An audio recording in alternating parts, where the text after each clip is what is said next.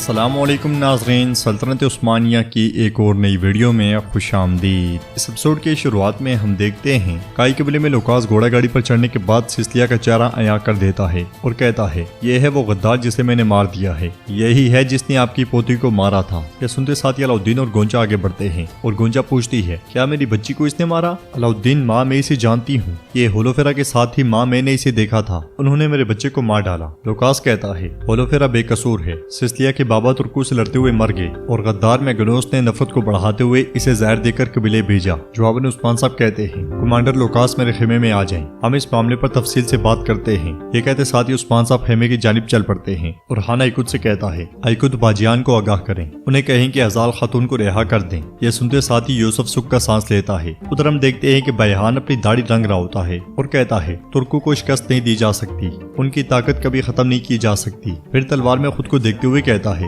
اب میں اچھا لگ رہا ہوں، میں ابھی جوان ہوں، سفید بال مجھ پہ نہیں جچتے۔ پھر ایک ڈبے میں سے ہار نکالتے ہوئے کہتا ہے، میں نے اس کے بدلے سونے کے 5 سکے دیے، لیکن اچھا ہے کہ میں نے پہلے خرید لیا، میں نے منافع کمایا، اس لیے میں سروجہ خیمے میں داخل ہوتا ہے۔ بیہان مزید کہتا ہے، ہزال خاتون کی قسمت معلوم نہیں، تو نئی دلہن کو مجھے منہ دکھائی میں کچھ تو دینا پڑے گا۔ مگر سروجہ کو دیکھتے ساتھ ہی ڈبہ ایک دم سے سیدھا کر دیتا ہے۔ ماحول دیکھتے ہوئے سروجہ کہتا ہے، بابا یہ آپ کے لیے خوش قسمتی لائے، آپ کی خاتون موت کے منہ میں جا رہی ہے، لیکن آپ شادی کی تیاریاں کر رہے ہیں، واضح ہے۔ تو بیہان کہتا ہے، فضول باتیں مت کرو، کون سی شادی؟ جب تمہاری ماں کی بے گناہی ثابت ہو جائے گی وہ میرے پاس آ جائے گی، میں چاہتا ہوں کہ وہ مجھے اچھی حالت میں دیکھے، میں کوشش کر رہا ہوں کہ وہ مجھے صحت مند اور مضبوط دیکھے۔ اس پر سروجہ کہتا ہے، بابا اگر آپ کو واقعی میری ماں کی پرواہ ہے تو آپ نے ہمیں بھاگنے سے کیوں روکا؟ یا تو آپ کے ذہن میں کوئی منصوبہ ہے یا کوئی اور خاتون۔ بیہان کھڑے ہوتے ہوئے کہتا ہے، میں کیا منصوبہ بنا سکتا ہوں؟ کیا ہم عثمان صاحب کے انصاف کے خلاف جاتے؟ اسی لمحے ہزال ہنستے ہنستے خیمے میں داخل ہوتی ہے اور کہتی ہے، میں یہاں ہوں، واللہ میں آ گئی ہوں۔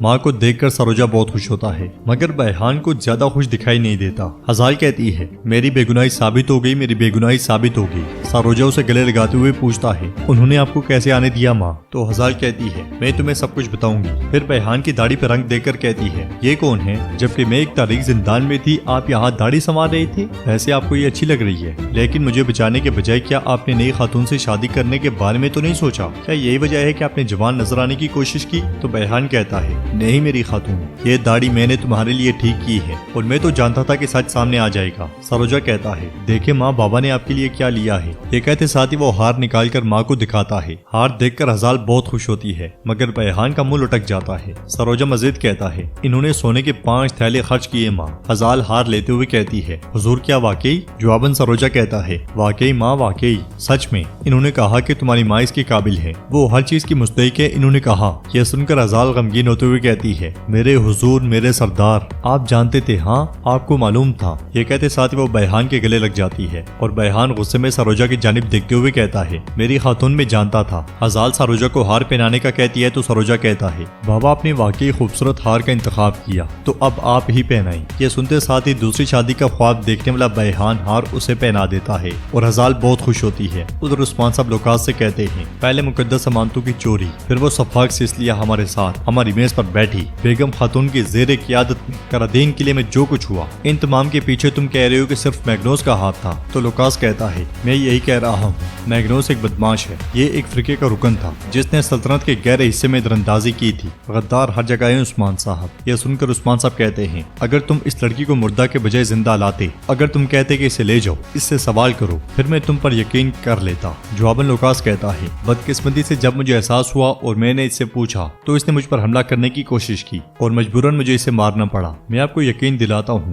میں ایسے گندے کھیل نہیں کھیلتا، میں اپنے دشمن کی آنکھوں میں دیکھتا ہوں، اسی لیے میں نے تلوار اس کے دل میں ٹھونس دی، بالکل آپ کی طرح۔ اگر آپ نے اس میگنوس نامی غدار کو نہ مارا ہوتا تو میں اپنے سپاہیوں کو بورسا کے چوراہے میں اس کی کھال اتارنے کا کہتا۔ اب اگر جو کچھ میں نے آپ کو بتایا، اس سب کے بعد بھی آپ سوچتے ہیں کہ اس سب کے پیچھے میں ہوں، تو یہ آپ کی ترجیح ہے اور میں اس کا احترام کرتا ہوں۔ یہ کہتے ساتھ ہی لوکاس جانے لگتا ہے تو عثمان صاحب اسے روکتے ہوئے کہتے ہیں، حقیقی مرد اپنی مردانگی یا نہ مردانگی کو اپنی باتوں سے نہیں، اپنے اعمال سے واضح کرتا ہے۔ ہم یہ جان لیں گے کہ تم نے جو کہا وہ سچ ہے یا جھوٹ۔ یہ سنتے ساتھ ہی لوکاس پلٹ جاتا ہے۔ ادھر گونجا علاؤالدین کے ساتھ اپنے خیمے میں داخل ہوتی ہے اور کہتی ہے، میں اس پہ بہت بھروسہ کرتی تھی، ہولوفیرا تم نے میرے ساتھ ایسا کیسے کیا؟ تم میرے ساتھ ایسا کیسے کر سکتی ہو؟ علاؤالدین، میں نے ہولوفیرا پر بہت اعتماد کیا، میں نے اسے اپنی بہن کہا، بہن۔ علاؤالدین اسے پرسکون کرنے کی بہت کوشش کرتا ہے، مگر گونجا روتے ہوئے کہتی ہے، وہ ہماری بچی کی موت کا سبب بنی علاؤالدین، अलाउद्दीन। तो अलाउद्दीन उससे कहता है पुरस्कून हो जाओ गोंचा, होलोफेरा इसके बारे में नहीं जानती थी, वो कैसे जान सकती थी। गोंचा खुद को छुड़वाते हुए कहती है उसे जानना चाहिए था।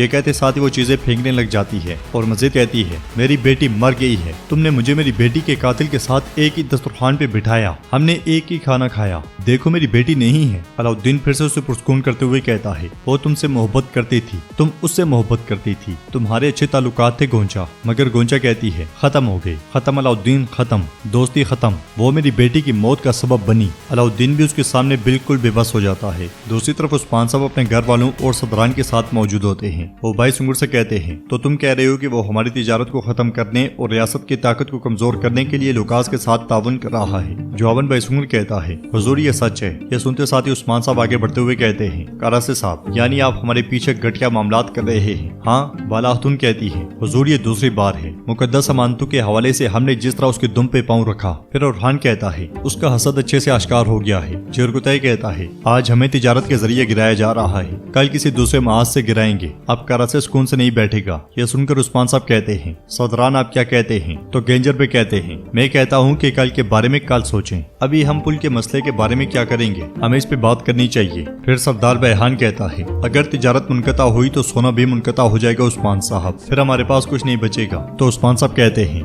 ना वो पुल को खत्म कर पाएंगे और ना ही उन्हें वो मिलेगा जो वो चाहते हैं। लुकास कल बकिया सामान लेकर आएगा, तैयारियां मुकम्मल करो, हम कल शाम को रवाना होंगे और हान कबीला तुम्हारी अमानत में है। नाज़रीन इसके बाद हम देखते हैं कि सरदार करासे समुद्र के किनारे एक हार बना रहा होता है और हार देखते हुए कहता है ये हार तुम्हारी नरम गर्दन पे अच्छा लगेगा बेगम खातून। इसी लम्हे सांजार उसके पास आकर कहता है उस्मान साहब बेगम खातून को करादीन किले में नाकामी पर सजा देंगे। यह सुनकर सरदार करासे कहता है मुहिम शुरू करने का यही सही वक्त है, ये हार और इसके साथ रखा हुआ ये खत राजदारी के साथ बेगम खातून के पास पहुंचा दो। इसी लम्हे की उमाज कुछ ताजरों को लेकर उसके पास आता है। करासे ताजरों से कहता है जिस रास्ते पर आप इखराज अदा करके उस्मान की जमीनों से गुजरते हैं 40 दिनों में किया जाने वाला सफर एक दिन में तब्दील हो जाएगा। अब बताओ अपने काफिले मेरे दिए गए रास्ते से गुजारोगे? तो सब के सब ताजिर कहते हैं गुजारेंगे करासे भी। उधर रात के वक्त नहर के किनारे सदरान और कई सिपाही कामकाज में मसरूफ होते हैं। इसी लम्हे उस्मान साहब वहाँ आते हैं। अलाउद्दीन उनसे कहता है हुजूर सब कुछ मुकम्मल है, अब हम क्या करेंगे? तो उस्मान साहब कहते हैं गीदड़ों के ठिकाने पे बेड़ियों की तरह हमला करेंगे। नाज़रीन इसके बाद हम देखते हैं काई कबीले में फातिमा बाला खातून उरहान और गोंचा के पास जाती है और खत उरहान को दिखाते हुए कहती है ये सिस्तिया के पास से निकला है और होलोफेरा की तरफ से है। खत पढ़ने के बाद उरहान बहुत परेशान हो जाता है और गुस्से में खत मसलते हुए कहता है लुकास वो जबरदस्ती होलोफेरा की शादी करवा रहा है। बाला खातून कुछ कहने लगती है तो उरहान कहता है हरगिज़ मुझे रुकने को मत कहिएगा माँ। जवाब में बाला खातून कहती है कबीला मेरी अमानत में है बेटी, जाओ और मेरी बहू को ले आओ। गोंचा रोते हुए उरहान से कहती है आप उस शादी में जाएं, लेकिन ये बहुत खतरनाक है, आप यकीनन आग की तरफ जा रहे हैं। ये कहते साथ ही गोंचा जाने लगती है तो उरहान कहता है ऐसा मत करो बहन, आप होलोफेरा से बहन जैसा प्यार करती थी। जवाबन गोंचा कहती है यही तो बात है, इसी चीज का तो दुख है, एक तो बेटी और दूसरा मैंने अपनी बहन को भी खो दिया। ये कहते साथ ही गोंचा चली जाती है। उधर हम देखते हैं कि गहरी रात में उस्मान साहब और उनके साथी नहर पार कर रहे होते हैं। कोई पानी में से और कोई बेड़े पर से आगे बढ़ रहा होता है, मगर सब बहुत ज्यादा मोहतात होते हैं। तो नाज़रीन इसके साथ ये एपिसोड भी इख्तिताम पजीर होती है। अगर आपको वीडियो पसंद आए तो वीडियो को लाइक कर दें।